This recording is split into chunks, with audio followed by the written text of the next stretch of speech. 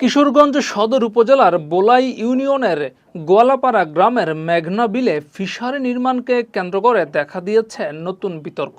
স্থানীয়দের অভিযোগ, ফসলি জমি খনন করে বাঁধ নির্মাণের কারণে বাধাগ্রস্ত হতে পারে কয়েকটি বিলের স্বাভাবিক পানি প্রবাহ।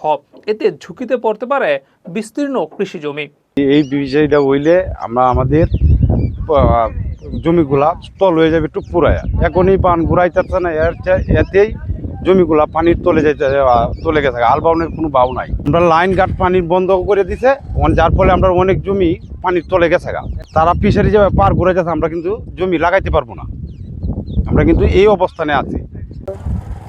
এই জমিগুলা আমরা বাপ দাদার আমল থেকে, আমরা জন্মের আগের থেকে অতি দেখতেছি। আমরা এটার মধ্যে ফসল টসল করে খাই, আমরা এখনো ফসল টসল করে খাইতেছি।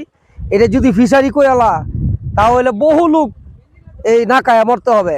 এটার মধ্যে আপনার আতুরা পানি থাকবো।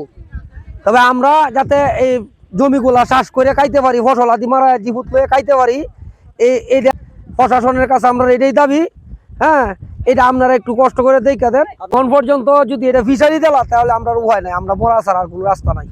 পিঠা না হইলে জনগণের অনেক উপকার হইব, আর পিঠা হইলে অনেক ক্ষয়ক্ষতি হইব। বন্যা আমাদের কয়েকশো মন ধানটা তো আরো। সরেজমিনে দেখা যায় মেঘনা বিলের বিভিন্ন স্থানে খনন যন্ত্র দিয়ে গভীর গর্ত করা হচ্ছে। উত্তোলিত মাটি পাশে স্তূপ করে রাখা হয়েছে। কোথাও তৈরি করা হয়েছে উঁচু মাটির বাঁধ, আবার কোথাও চলছে বাঁধ নির্মাণের কাজ। স্থানীয় কৃষকদের দাবি, ভূমির শ্রেণী পরিবর্তন করে ফিশারি নির্মাণের উদ্দেশ্যে এসব করা হচ্ছে। তাদের আশঙ্কা, স্থায়ী বাঁধ নির্মাণ হলে মেঘনা বিলের সঙ্গে সংযুক্ত দানাপাটুলি, ছাই, মাগুরা ও দাড়িখুরা বিলের পানি প্রবাহ ব্যাহত হবে।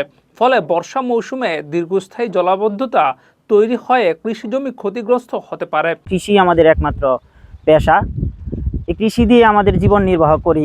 এমত অবস্থায় সাদ্দামের পিতার নাম মুর্তুজালি, তারা এবং তাদের সাঙ্গপাঙ্গ তারা খুব শক্তিশালী।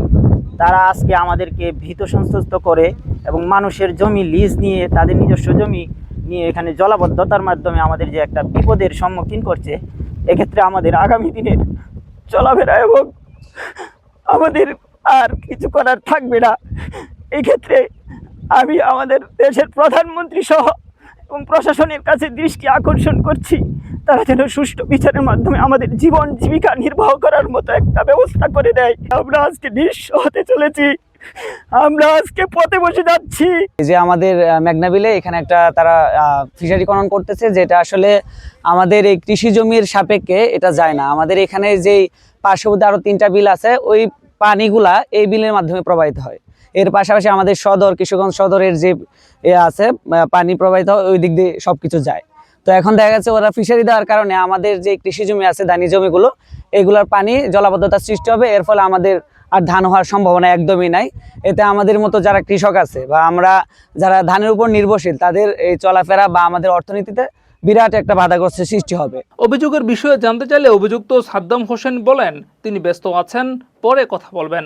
এরপর একাধিকবার যোগাযোগের চেষ্টা করা হলেও তিনি আর ফোন রিসিভ করেননি। তবে প্রশাসনের পক্ষ থেকে অভিযোগ তদন্তের আশ্বাস দেওয়া হয়েছে। আমি তো মিটিংয়ে ছিলাম, কথা বললাম, উনি বললেন উনি সকালবেলা লোক পাঠিয়েছিলেন। তো যে দেখলেন এখানে লোকজন নাই আপাতত, এখন এই মুহূর্তে নাই। বললাম যে আপনি সকালে একবার বিকালে একবার যখনই পাঠাবেন, যখনই লোকজন থাকবে তখনই বন্ধ করে দিয়ে আসবেন। আর যদি হয় তাহলে যদি দেখেন যে কাজ করবে, তাহলে আমি আমার এক্সিকিউটিভ ম্যাজিস্ট্রেট পাঠাবো মোবাইল ফোনের জন্য, যেটি লোকের কাজ শুরু করে।